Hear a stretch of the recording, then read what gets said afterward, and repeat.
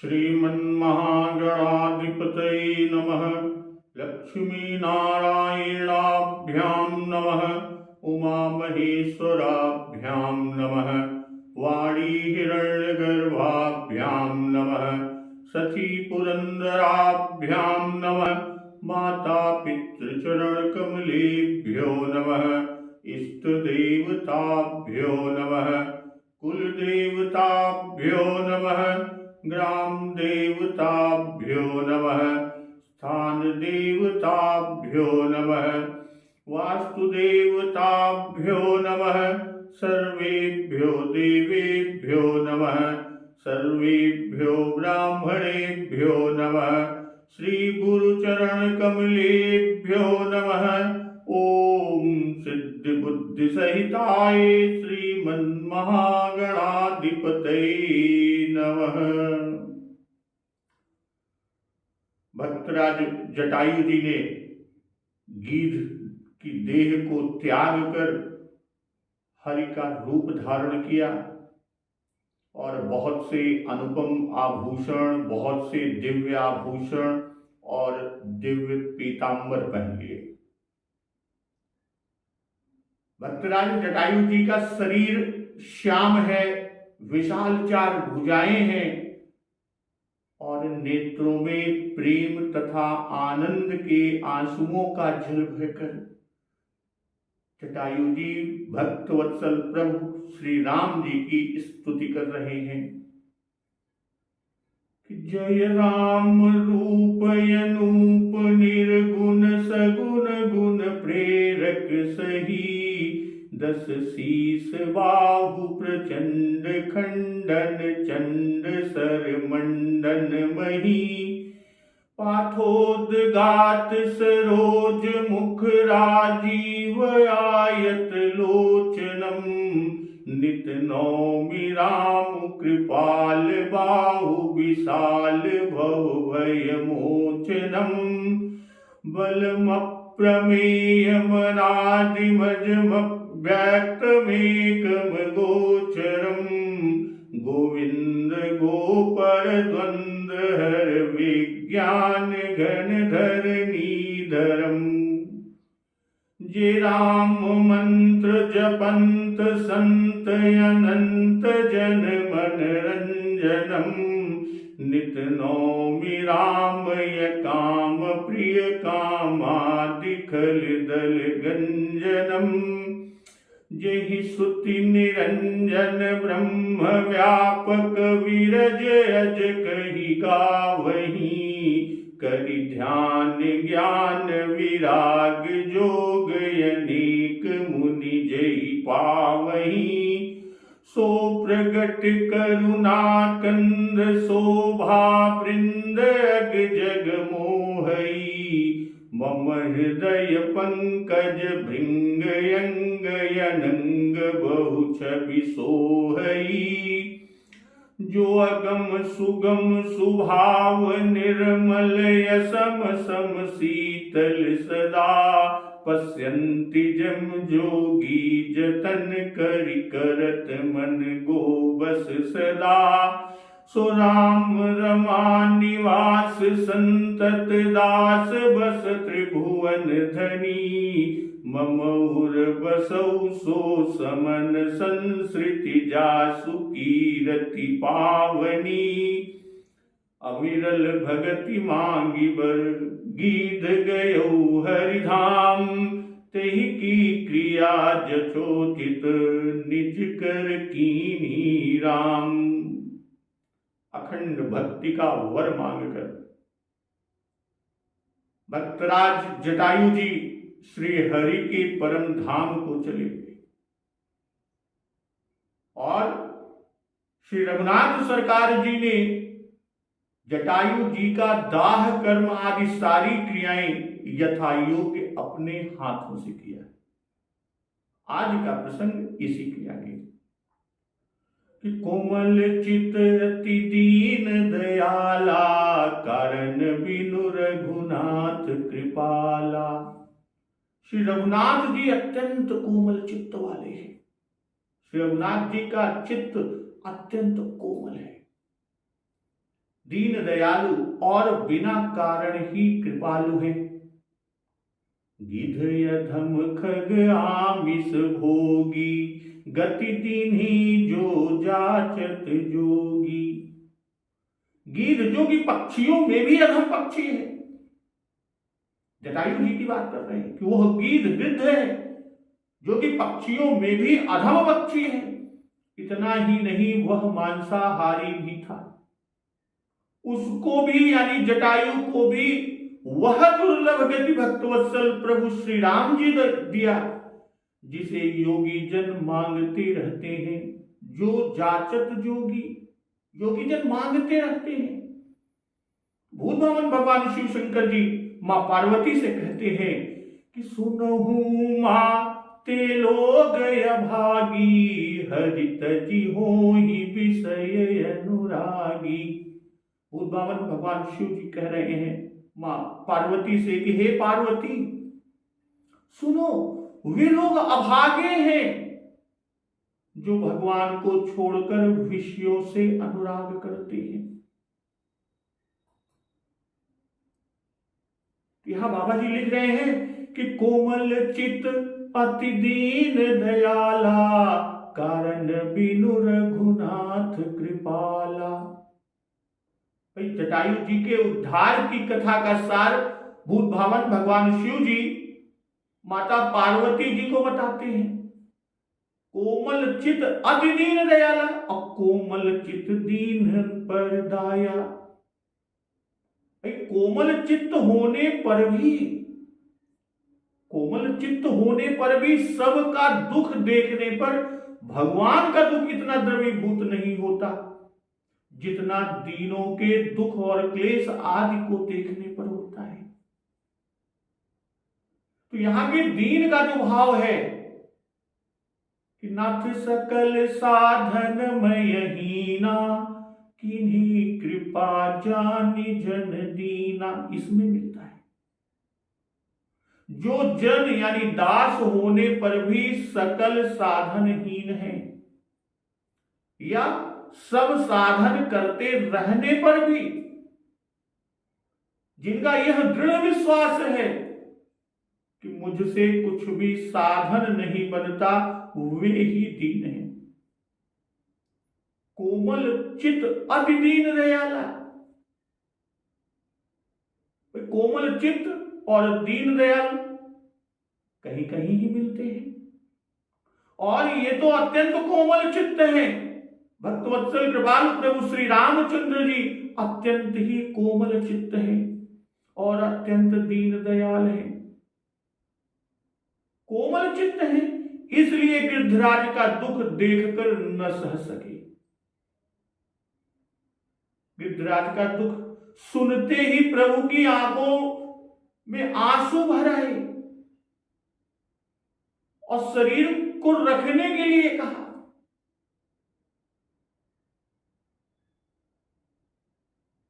दीन दयालु है इसलिए मुक्ति दी, अपने हाथों से क्रिया की। तेहि की क्रिया यथोचित रूप से निज कर कीन्ही राम, अपने हाथों से किया। और लोग कारण से कृपालु होते हैं, और लोग जो है वो कारण बिना किसी कारण के कृपालुता नहीं दिखाते, कृपालु नहीं होते। तो और लोग कारण से कृपालु होते हैं और प्रभु कारण रहित कृपालु है। हेतु रहित जग जुग उपकारी। अब क्यों ऐसा कर रहे हैं कि गिद्ध अधम खग आमिष भोगी, गति दीन्ही जो जाचत जोगी। यहां आमिष भोगी कहकर मांस भक्षण को दोष ठहराए, मांस भक्षी है।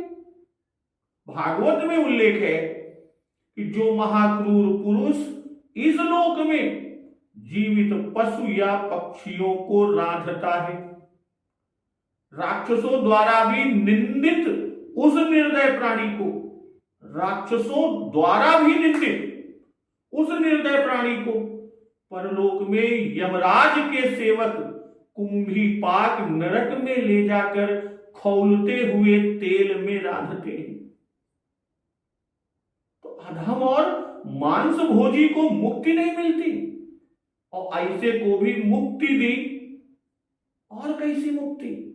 जो जाचत जोगी अर्थात योगी लोग अष्टांग योग साधन करके, योगी लोग अष्टांग योग साधन करके जिसकी याचना करते हैं वह मुक्ति दी। तो यह कारण रहित कृपालुता है। खल मनुजात दुजामिस भोगी, पावहि गति जो जाचत जोगी। लंका कांड में उल्लेख। तो सुनहु उमा ते लोग अभागी, हरित जी होहि विषय अनुरागी। तो बुद्धवान भगवान शिव शंकर जी मां पार्वती से कहते हैं कि विषय को त्याग कर श्री राम पदानुरागी होने से मनुष्य भगवान कहा जाता है, भगवान के धाम को जाता है। और हरि को त्याग कर विषयानुरागी होने से नरक को प्राप्त होता है। इसलिए उनको अभागी कहा कि अस प्रभु सुनि न भजहि भ्रम त्यागी, नरमति मंदति परम अभागी। भाई जो हरि को त्याग कर विषयानुरागी होते हैं वो नरक को भोगते हैं। देहि परम गति सो जिय जानी, अस कृपाल को कहो भवानी। बुद्धवान भगवान शिव शंकर मां पार्वती से कहते हैं सुनहु उमा, क्या ते लोग अभागी, ते लोग। अब यहां ते लोग का भाव कि जब गृध्र ने गति पाई तो मनुष्य को गति पाने में संदेह ही क्या हो सकता है। और वो भी कौन? गीध अधम खगयामिस भोगी।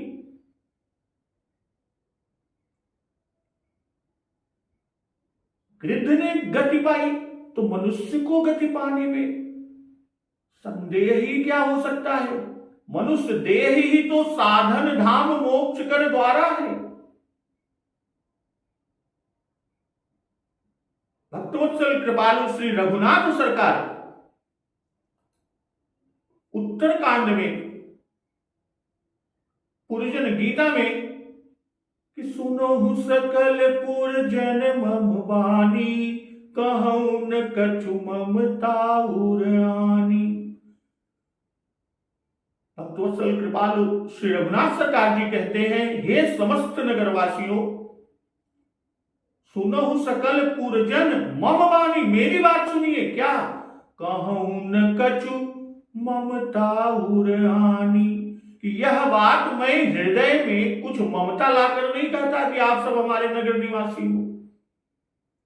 और नहीं अनीत नहीं कछु प्रभुताई, सुनहु करहु जो तुम्हें सोहाई। ना अनीत की बात कहता हूं और न इसमें कुछ प्रभुता ही है। दोनों चीजें करें, नहीं अनीत और नहीं कछु प्रभुताई। भाई न अनीत की बात कहता हूं और न इसमें कुछ प्रभुता ही है। इसलिए संकोच भय को छोड़कर ध्यान देकर मेरी बातों को सुन लो। सुनहु करहु जो तुम्हें सोहाई। और उसके बाद यदि तुम्हें अच्छी लगे तो उसके अनुसार करो। और क्या कहते हैं कि सोई सेवक प्रियतम मम सोई। प्रभु पुरजन वासियों से, नगर निवासियों से कहते हैं कि सोई सेवक प्रियतम मम सोई, मम अनुशासन मानई जोई। तो वही मेरा सेवक है। कौन मेरा सेवक? वही, और वही प्रियतम है जो मेरी आज्ञा माने। मम अनुशासन माने जोई। और जो अनीत कछु भाखौ भाई, तब मोहि बरजहु भय बिसराई। हे भाई, यदि जो अनीत कछु भाखौ भाई, हे भाई यदि मैं कुछ अनीत की बात कहूं, अनीत भाखौ कहूं, तो मोहि बरजहु भय बिसराई। तब भय को भुलाकर बेखटके बिना किसी संकोच के मुझे रोक देना, बरज देना। बरजना यानी रोकना। और क्या कह रहे हैं प्रभु राघव सरकार कि बड़े भाग मानुष तनु पावा, सुर दुर्लभ सब ग्रंथ निगावा। कि बड़े भाग्य से हम लोगों को यह मनुष्य शरीर मिला है, और सभी ग्रंथों ने यही कहा है कि यह शरीर देवताओं को भी दुर्लभ है, देवताओं को भी बहुत कठिनता से मिलता है। दुर्लभ यानी देवताओं को भी ये दुर्लभ है, उन्हें भी मिलता है तो बड़ी कठिनता से मिलता है। और यह सब ग्रंथ निगावा, सभी ग्रंथों ने यही कहा है। साधन धाम मोक्ष कर द्वारा, पाई न जेहि परलोक संवारा। यह साधन का धाम और मोक्ष का दरवाजा है। बड़े भाग मानुष तन पावा। यह मनुष्य का तन जो मिला, यह साधन का धाम है और मोक्ष का दरवाजा है, द्वार है। पाई न जेहि परलोक संवारा। और इसे पाकर भी जिसने परलोक न बना लिया, वह सो परत्र दुख पावई, सिर धुनि धुनि पछिताई। काल ही कर्म ही ईश्वर ही, मिथ्या दोष लगाई। तो वह मनुष्य परलोक में दुख पाता है और सिर पीट पीट कर पछताता है, तथा अपना दोष न समझकर काल ही कर्म ही ईश्वर ही, अब मिथ्या दोष लगाए। काल पर, कर्म पर और ईश्वर पर झूठा दोष लगाता है, मिथ्या दोष लगाता है। इसलिए हे भाई, एहि तन कर फल विषय न भाई, स्वर्गौ स्वल्प अंत दुखदाई। हे भाई, इस शरीर के प्राप्त होने का फल विषय भोग नहीं है। स्वर्गौ स्वल्प अंत दुखदाई। भाई, इस जगत के भोगों की तो बात ही क्या, स्वर्ग का भोग भी बहुत थोड़ा है। और अंत दुखदाई, अंत में दुख देने वाला है। इसलिए नर्तन पाई विषय मन देही, पलटी सुधाते सठ विसलेही। और जो लोग मनुष्य शरीर पाकर, पाए तो मनुष्य का शरीर है, बड़े भाग मानुष तन पावा, बड़े भाग्य से तो ये मनुष्य शरीर मिला। और जो लोग मनुष्य का शरीर पाकर और विषयों में मन लगा देते हैं, वे मूर्ख अमृत को बदलकर विष ले लेते हैं, अमृत के बदले विष मांग लेते हैं। अताहि कबहु भल कहई न कोई, गुंजाग्रहई परस मनि खोई। और जो पारस मणि को खोकर बदले में घुंघची ले लेता है, उसको कोई कभी भला नहीं कहता, उसे कोई बुद्धिमान नहीं कहता। और स्थिति क्या होती है, आकर 4,84,000 जोनि भ्रमत यह जीव विनाशी। बुद्धवान भगवान शिव शंकर जी से कहते हैं, ते लोग। तो प्रश्न भी यहां उठता है कि यहां तो जटायु जी ने सीता जी के लिए शरीर ही दे दिया, तब कारण बिनु कृपालुता कैसी। अब यहां एक प्रश्न लोग उठाते हैं कि जटायु जी ने सीता जी के लिए तो अपना शरीर त्याग दिया, शरीर ही दे दिया, तब यहां पर जो कहते हैं कारण बिनु कृपालुता कैसी है।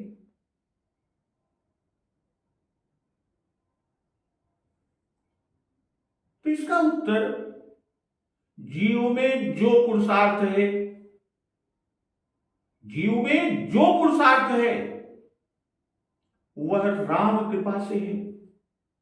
गीता में श्री भगवान जी ने यही कहा कि पुरुषों में पुरुषत्व मैं ही हूं, बलवानों का काम और राग से सर्वथा रहित बल, और प्राणियों में धर्म सम्मत काम मैं ही हूं। गीता में भगवान जी ने कहा कि पौरुखम नृपु बलम बलवंताम चाहम, काम राग विवर्जितम धर्मा विरुद्धो भूतेषु कामोस्मि भरतर्षभ। और संपाति ने जब जटायु की मृत्यु सुनी, जब अंगद, हनुमान, जामवंत, नल, नील आदि वानर सेना सीता जी की खोज में समुद्र तट पर पहुंचते हैं और संपाति उन लोगों को देखता है, कहता है आज तो ईश्वर हमें भरपेट भोजन दिया और सब अपनी मृत्यु निकट पाए। तब जटायु जी की चर्चा किए और वह सुनकर संपाति ने जब जटायु की मृत्यु को सुना तो सारूप्य प्राप्ति और परधाम यात्रा आदि का वृत्तांत वानरों से सुना।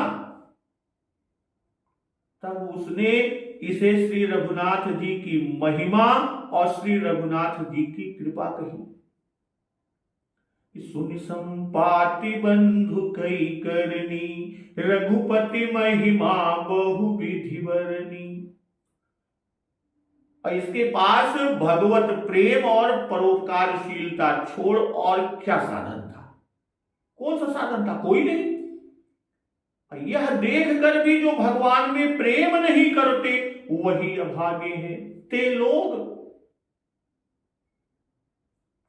सुनहु माते लोग अभागी हरि तज होहि विषय अनुरागी।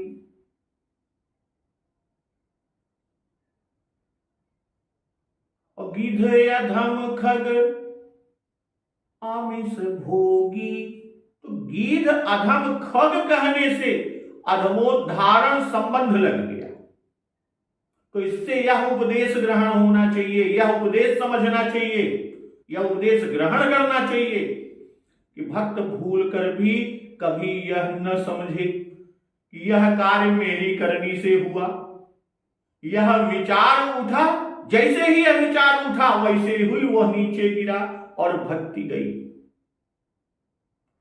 देखिए, जटायु महात्मा ने अपने को अधम, जंतु भक्षक आदि सब कुछ कहा और प्रभु के दर्शन और अपनी सबको ईर्ष्या कराने वाली सदगत का भी कारण प्रभु की कृपा ही मानी। और क्यों न मानते? त्रिजग जो निगत गीत जन्म भर खाई कुजंतु जियो हो महाराज सुकृति समाज सन ऊपर आज कियो हो। गीतावली में भी उल्लेख है। और ऐसा कहना गीधराज के योग्य ही।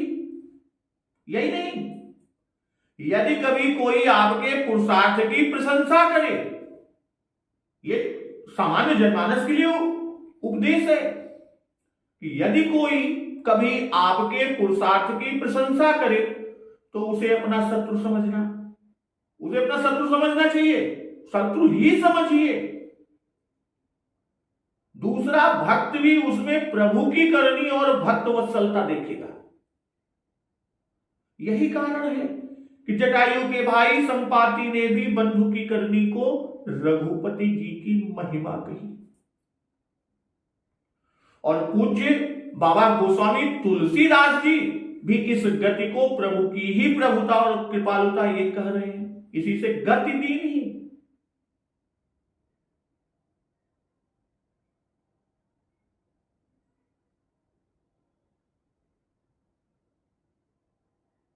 अब क्रिया करके जटायु का उद्धार करके हरि रूप में आकर प्रभु की स्तुति करके जटायु जी गए। और इधर फिर पुण्य सीत ही खोजत दो भाई चले बिलोकत बन बहुताई। अब फिर दोनों भाई प्रभु श्री राम और लक्ष्मण जी श्री सीता जी को ढूंढते हुए आगे चले। चले बिलोकत बन बहुताई। प्रभु श्री राम और लक्ष्मण जी वन की बहुतायत और सघनता देखते जाते हैं। असंकुल लता बिटप घन कानन बहु खग मृग तह गज पंचानन। लताओं और वृक्षों से भरपूर वह वन सघन है। कानन कानन। और उसमें बहुत से पक्षी, बहु खग मृग तह गज पंचानन। वहां बहुत से, उस घने वन में बहुत से पक्षी, बहुत से मृग, बहुत से हाथी और बहुत से सिंह हैं। तो पुण्य सीत ही खोजत दो भाई, चले बिलोकत बन बहुताई। अब बाबा गोस्वामी तुलसीदास जी ने खोजते से ही प्रसंग को छोड़े थे कि यही विधि खोजत बिलपत स्वामी, और फिर वहीं से प्रसंग को उठाया, पुण्य सीता ही खोजत दो भाई। तो इस बीच में गिरधराज भक्तराज जटायु जी के पास देर हुई, वहां पर देर लग गई। उनसे सीता जी की खबर मिल गई, किससे? जटायु जी से। इसलिए अब विरह में कुछ आराम, शिथिलता पड़ गई, कुछ कमी उसमें आ गई। पहले खोजत और विलपत दोनों बातें बाबा जी ने दिखाया, अब विलाप नहीं करते, केवल खोजते हैं। तो यह विरह में कमी को दर्शा रहे हैं। चले बिलोकत वन बहुताई से भी विरह की कमी को दर्शाया। भाई कहां तो वो चले थे, चले जब प्रभु सीता जी को खोजने कि पूछत चले लता तरुपाती, और अब उनसे नहीं पूछते, सिर्फ उन्हें देखते जा रहे हैं।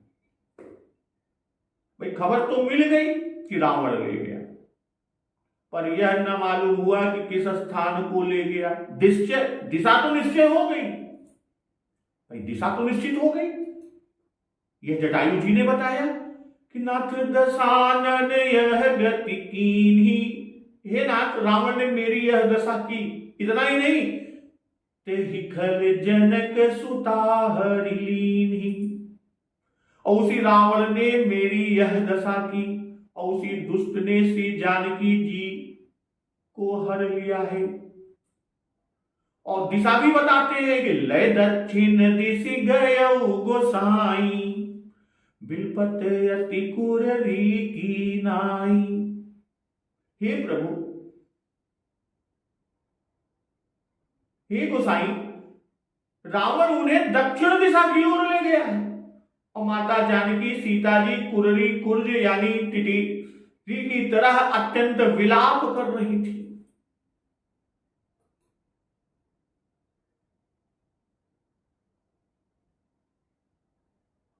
वन बहुताई, और वही है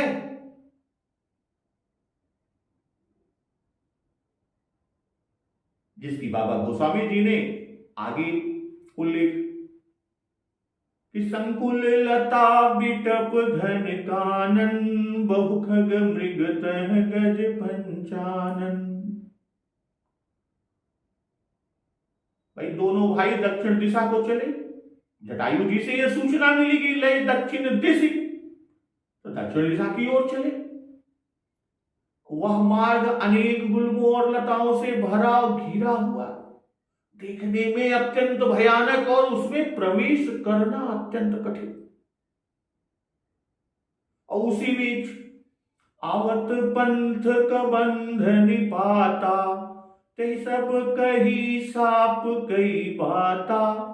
श्री राम जी ने रास्ते में आते हुए कबंध को मारा, और कबंध ने अपने साप की सारी बातें बताई। दुर्वासा मोहि दीन्ही शापा, प्रभु पद पेखि मिटा सो पापा। कबंध ने प्रभु से बताया कि मुझे दुर्वासा जी ने श्राप दिया है। अब प्रभु के चरण के दर्शन से वह पाप मिट गया। किते ही सब कही साप कई बाता। किसी पुराण में यह कथा कि दुर्वासा ऋषि का भयंकर स्वरूप देखकर अपने रूप सौंदर्य के अभिमान से कबंध उन पर हंसा था। और कुछ लोग कहते हैं, कोई कहते हैं कि इंद्र की सभा में नाच गान कर रहा था और दुर्वासा जी को देखकर हंसा और उससे ताल में चूक गया, तब मुनि ने शाप दिया। और कोई कहते हैं कि दुर्वासा इसके गान पर प्रसन्न ना हुए दुर्वासा जी, तब यह उन्हें अनभिज्ञ कहकर हंसा। श्री राम। और इस पर दुर्वासा मुनि जी ने शाप दिया कि जा तू राक्षस हो जा। अध्यात्म रामायण में अष्टावक्र का शाप कहा है और वाल्मीकि रामायण में स्थूल सिरा ऋषि का शाप देना कहा है। वाल्मीकि रामायण के अनुसार कि मैं वन के प्रभु से बता रहा है, भक्तवत्सल प्रभु श्री राम जी से कह रहा है, कौन? कबंध, कि मैं वन में रहने वाले ऋषियों को डरवाया करता था। हे नाथ, जो वन में ऋषि रहते थे उन वन में रहने वाले ऋषियों को मैं डरवाया करता था। और स्थूल सिरा जी मुझ पर अप्रसन्न हो गए। वे वन में फूल चुन रहे थे और मैंने इस रूप से स्थूल सिरा मुनि जी को डरवाया। तब उन्होंने मुझे श्राप दिया कि यह क्रूर रूप तेरा सदा के लिए रहेगा। तो कबंध की कथा कुछ इस प्रकार की, जन स्थान से 3 कोस पर क्रौंच वन है और यहां से 3 कोस पूर्व की ओर जाकर क्रौंच वन को पार करने पर मतंग ऋषि का आश्रम दिख पड़ता है, जो बड़े भयानक वन में है। इस वन के बाद फिर एक गहन वन मिला और उसमें कबंध रास्ते में मिला। वाल्मीकि जी लिखते हैं कि वह नीले मेघ के समान भयानक था। उसके न मस्तक थी न गला था और शरीर के रोए बिल्कुल तीक्ष्ण थे और छाती में एक भयानक आंख थी और 4 कोस लंबी भुजाएं थी। एक कोस में 3 किलोमीटर यानी 12 किलोमीटर लंबी उसकी भुजाएं थी और ज्यों ही भयानक मुंह फैलाकर वह दोनों भाइयों प्रभु श्री राम और लक्ष्मण की ओर उन्हें खाने को लगता, त्यों ही दोनों भाइयों ने उसकी एक एक भुजा कंधे से काटकर अलग कर दी। बाहु के कटने पर वह पृथ्वी पर घोर शब्द करता हुआ गिर पड़ा। बड़ा दीन होकर पूछने लगा, क्या आप लोग कौन हैं? परिचय देने पर जब प्रभु भक्तवत्सल कृपालु श्री राम जी और लक्ष्मण जी परिचय दिए, परिचय देने पर वह बड़ा प्रसन्न हुआ और अपना हाल प्रभु श्री राम और लक्ष्मण जी से कुछ इस प्रकार कहने लगा। कबंध प्रभु श्री राम जी से अपनी बात बता रहा है कि मैं इंद्र, सूर्य और चंद्रमा के समान सुंदर अचिंतनीय रूप वाला था, बड़ा पराक्रमी और महाबलवान था, पर ऋषियों को भयानक रूप धरकर मैं डरवाया करता था। और अंततोगत्वा स्थूल सिरा मुनि ने, जिनको मैंने फूल चुनते समय इस रूप से डरवाया था, मुझे उन्होंने शाप दे दिया कि तेरा सदैव यही निंदित रूप बना रहे। फिर मैंने मुनि जी से प्रार्थना किया, क्षमा याचना किया, तो मेरी प्रार्थना पर स्थूल सिरा मुनि जी ने शापानुग्रह इस तरह किया, कुछ इस तरह किया कि जब श्री रामचंद्र जी तेरी भुजाएं काटकर तुझे जलाएंगे तब तू पुनः अपने असली रूप को प्राप्त होगा। कबंध बताता है प्रभु से कि मैं धनु का पुत्र हूं। मुनि के शाप के पश्चात मैंने तप करके ब्रह्मा जी से दीर्घायु पाई और तब इस अभिमान से कि अब इंद्र मेरा क्या कर सकता है, तो ब्रह्मा जी से वरदान पा लिए, दीर्घायु का वरदान। तो अभिमान आया और इस अभिमान से कि अब मेरा इंद्र क्या कर सकता है, मैंने इंद्र को ललकार दिया और इंद्र ने ऐसा वज्र मारा कि मेरा मस्तक और जंघे जो है वो शरीर में घुस गई। मैंने प्रार्थना किया कि मेरा सिर और मुख तो वज्र से टूट गए, तो मैं बिना खाए कैसे जीवित रहूंगा। तब उन्होंने मुझे 1 योजन लंबी भुजाएं, 1 योजन में 4 कोस और 1 कोस में 3 किलोमीटर यानी 12 किलोमीटर लंबी भुजाएं और पेट में एक तीक्ष्ण दांत वाला मुंह दिया, जिसके द्वारा मैं 4 कोस तक के पशु पक्षी आदि को पकड़कर खा जाता था। और जो भी सुंदर पदार्थ देखने में आता उसे मैं इस विचार से अपने पास खींच लाता कि एक न एक दिन श्री रामचंद्र जी भी मेरी पकड़ में आ ही जाएंगे, तब मेरा यह शरीर छूटेगा। अब आप मेरा अग्नि संस्कार सूर्यास्त के पहले ही कर दीजिए।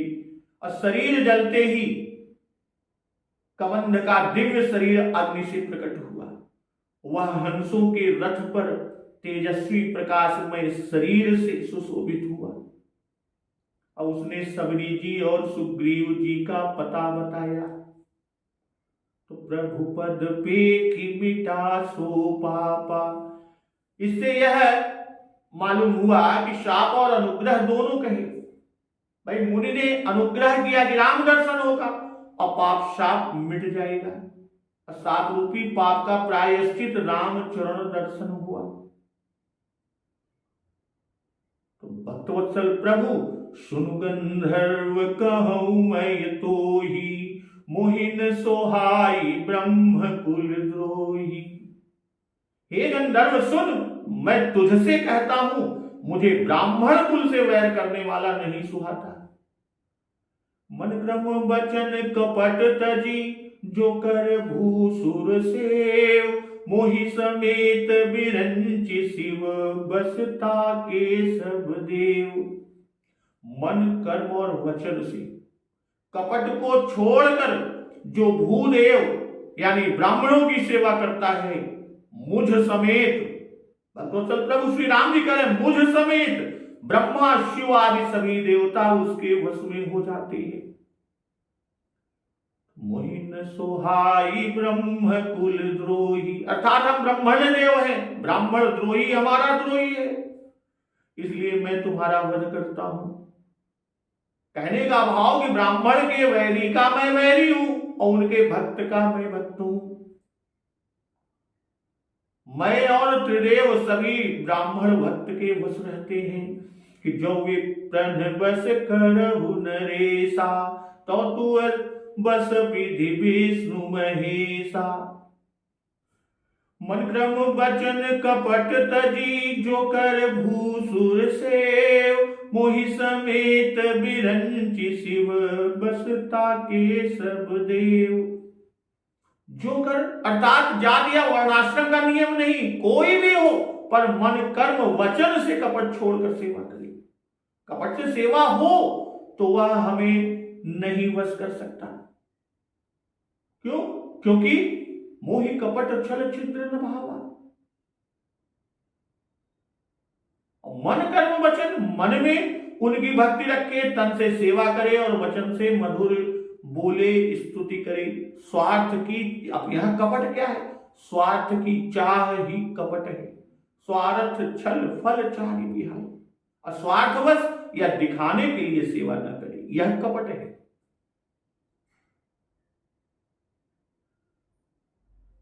विप्र चरण पंकज अति प्रीति, भक्ति के सोपान की यह नींव है। इसलिए जिनको भगवत कृपा की आकांक्षा हो वह विप्र सेवा करे, उसे विप्र सेवा करनी चाहिए। कपट तज अर्थात माया आशा विषया शक्ति को त्याग कर। तो सपत ताड़त परुष कहंता, विप्र पूज्य यस गावहि संता। पूजिय विप्रशील गुणहीना, शूद्र न गुण गण ज्ञान प्रवीणा। संत ऐसा कहते हैं कि साप देता हुआ, मारता हुआ, कठोर वचन कहने वाला ब्राह्मण भी पूज्य है। शील और गुण से रहित ब्राह्मण विद्वान, गुण गण ज्ञान में निपुण। तो कबंध ने पहले दुर्वासा का श्राप देना कहा, इसी से प्रभु ने साप से ही प्रारंभ किया। फिर ताड़न और परुष वचन बोलने के संबंध में कहे। भाई 3 बातें दोष की कही, उस पर भी विप्र को पूज्य कहा। वे तीनों बातें स्वयं अपने ऊपर बीती, प्रभु भक्तवत्सल के ऊपर स्वयं बीती। भाई नारद ने श्राप दिया और कठोर वचन कहे, कि मैं दुर्वचन कहे बहु तेरे, साप शीस धरि हर सिहिय प्रभु बहु बिनती कीन। अब भृगु जी ने लात मारी, छाती में लात मारी, तो भी भगवान ने उनकी प्रतिष्ठा ही की, सम्मान ही किया। भाई भृगु चरण चिन्ह आज दिन वक्षस्थल पर धारण किए ब्राह्मण भक्ति का उदाहरण दे रहे हैं। लात मारने पर उल्टे प्रभु ऋषि भृगु जी के पैर दबाने लगे, कहीं चोट तो न लगी हो, क्योंकि मेरी छाती कठोर है और आपके चरण कोमल है। उर्मनिहार पदिक की शोभा, विप्र चरण देखत मन लोभा। और तीसरा उदाहरण दे रहे परशुराम जी।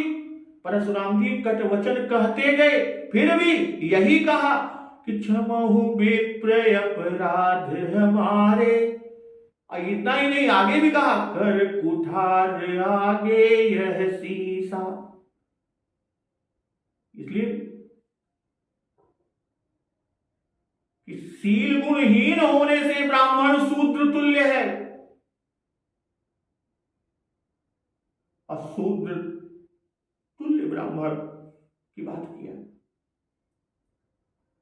तो आगे कि कहीं निज धर्मता ही समुझावा, निज पद प्रीति देखी मन भावा। श्री राम जी ने अपना खास धर्म कहकर कबंध को समझाया और अपने चरणों में उसका प्रेम देखकर वो उनके मन को भाया, अर्थात प्रभु उस पर प्रसन्न हुए। रघुपति चरण कमल सिरुनाई, गयौ गगन आपन गति पाई। अब उसके पश्चात श्री रघुनाथ जी के चरण कमलों में माथा नवाकर अपनी गति पाकर वह आकाश को चला। निज धर्म, भाई निज भक्ति ब्राह्मण धर्म, भागवत धर्म, तब मम धर्म उपरि अनुराग। भाई वर्णाश्रम धर्म की छोटे को बड़े की बराबरी नहीं करना चाहिए। निज निश्चित तत्व पर यहां इसी धर्म का है और प्रभु ने इस धर्म का पालन स्वयं करके दिखाया है, इसलिए यह उनका निज धर्म ब्राह्मण देव कहलाते भी है। भागवत धर्म भी संगत है। निज पद प्रीति दे, ब्राह्मण भक्ति का फल हर पद प्रीति है। भूत दया द्विज गुर सेवकाई, विद्या विनय विवेक बड़ाई। जलगी साधन वेद बखानी, सब कर फल हरि भगति भवानी। और जब ब्राह्मण ने धर्म कहकर समझाया तब तत्क्षण राम पद प्रीति उत्पन्न हो गई। तो उपदेश का फल तुरंत लगा हुआ, देखकर प्रसन्न हुए, इसलिए मन भावा। सबके वचन प्रेम रस साने, सुन रघुनाथ हृदय हर्षाने। मन भावा से यह भी बताए दर्शाए कि उसका प्रेम कपट छल छिद्र रहित और उसका मन निर्मल। तो रघुपति चरण कमल सिरुनाई, गयौ गगन आपनि गति पाई। भाई धर्मोपदेश सुनने के पश्चात चरणों में माथा नवाया और अब स्वर्ग को जा रहा है। चरण दर्शन से पाप मिटा, प्रभु पद पेट मिटा सो पापा। तब प्रभु के चरणों में प्रीति हुई कि निज पद प्रीति देखी मन भावा, इसलिए चरणों में माथा नवाकर स्वर्ग को चले। कौन? कबंध। प्रथम पाप मिटा तब धर्म की प्राप्ति हुई, कहीं निज धर्मता ही समझावा। और धर्म का फल श्री राम चरणानुराग सो प्राप्त हुआ कि जप जोग धर्म समूह ते, नर भगति अनुपम पावई। तब चरणों में माथा नवाया कि इन चरणों की प्रीति मेरे हृदय में सदा रहे और अपनी गति। अर्थात कबंध ने बताया कि पूर्व में गंधर्व था और फिर वही गंधर्व हो गया, आपन रूप पाया। तो भक्तजन इस तरह कबंध वध का प्रसंग यहां पर समाप्त होता है और अब अगले दिवस पर हम लोग सबरी गति दीनी इस प्रकरण का अमृत रसास्वादन करेंगे। एक बार जोर से बोलिए, सियावर रामचंद्र की जय, पवन सुत हनुमान की जय। जगत जननी मां जगदम्बा की जय, गुरुदेव भगवान की जय। उमापति महा